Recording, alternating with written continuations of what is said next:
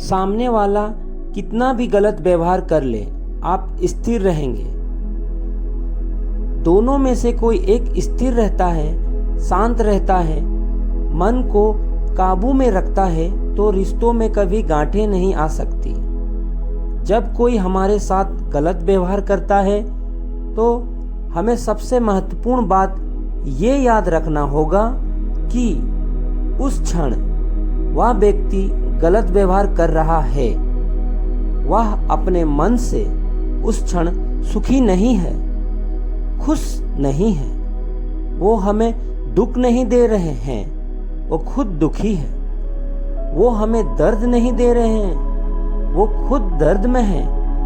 हमें ये बात याद रखनी होगी कि वो हमें आहत नहीं कर रहे हैं, वे अंदर खुद आहत में है।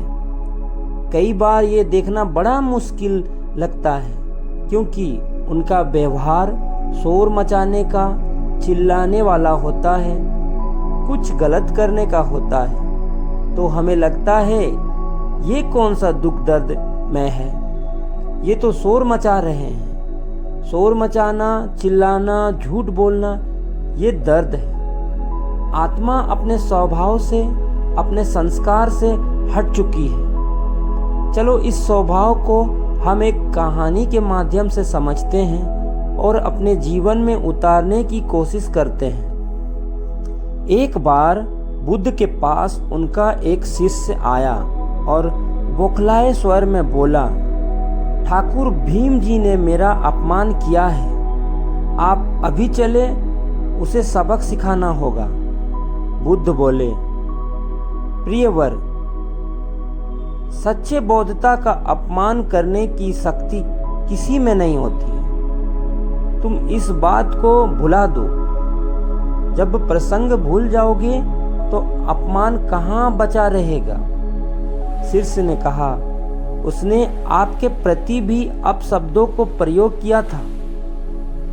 आप चलिए तो सही, आपको देखते ही वह शर्मिंदा हो जाएगा और क्षमा मांग लेगा, इससे मैं संतुष्ट हो जाऊंगा।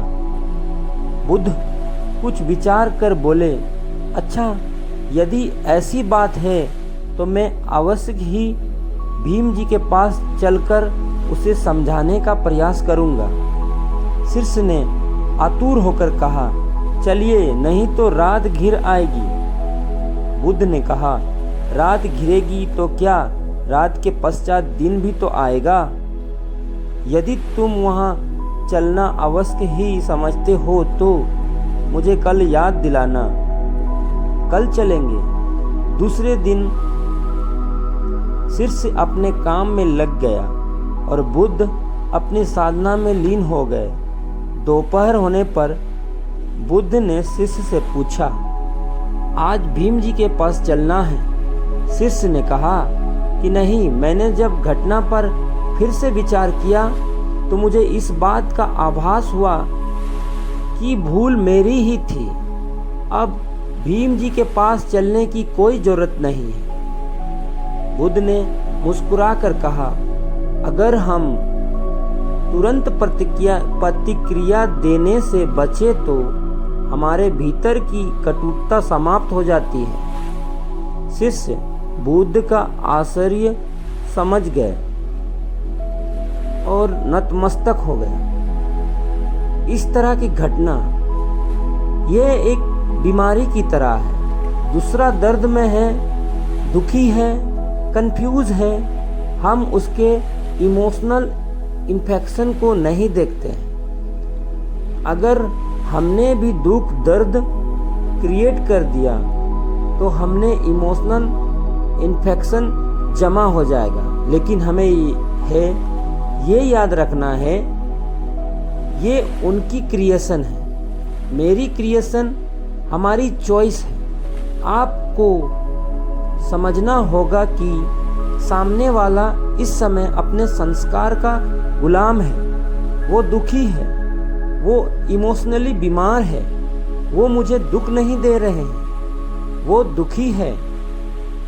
ऐसे में हमें क्या करना चाहिए? हमें उन्हें हीलिंग एनर्जी देना चाहिए। मुझे उन्हें सम्मान और दुआओं की एनर्जी भेजनी चाहिए।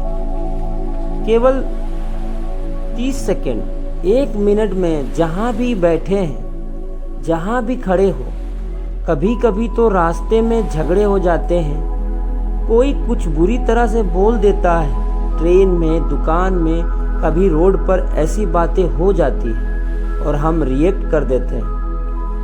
अब नहीं, मैं मन का मालिक हूँ। एक क्षण के लिए मन को समझना है, ये उसका व्यवहार है। मैं और मेरा आत्मा और संस्कार बहुत शक्तिशाली है। हमारा कहना हमारा मन मानता है, लेकिन केवल सावधानी से ही हम हमारे मन को क्या कहते हैं इस सिचुएशन पर ये देखना है।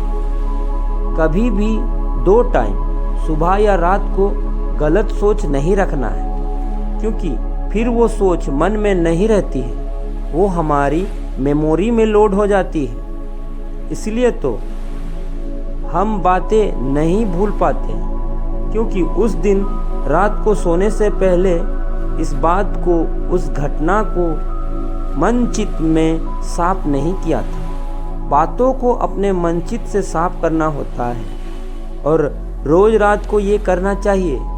रोज रात को सोने से पहले भगवान को याद करके सारा दिन में जो हुआ उसको लिख दो। बातों को नहीं लिखना है, लेकिन कोई ऐसी बात हो और हमारा रिस्पॉन्स सही नहीं हो तो उस बात को सोने से पहले उसको सही कर दो।